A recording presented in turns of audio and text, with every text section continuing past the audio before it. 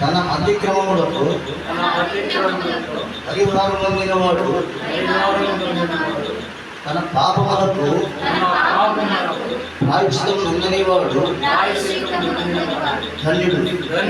యెహోవా చేత నిర్దోషి అని ఎంచబడిన వాడు, ఆత్మలో కపటము లేనివాడు ధన్యుడు. నేను మౌనీయుడగా దినమంతయు నేను చేసిన నా ఆత్మధ్వని వలన నా యువకులు క్షీణించినది. దివారాత్రులు నీ చేయి నా మీద బరువుగా ఉండెను. నా సారము వేసవి కాలమున ఎండినట్టాయను.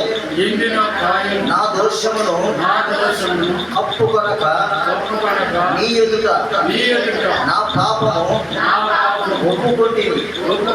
యెహోవా సన్నిధిని నా అతిక్రమములు ఒప్పుకొందుననుకొంటిని. నీవు నా పాప దోషమును పరిహరించి ఉన్నావు.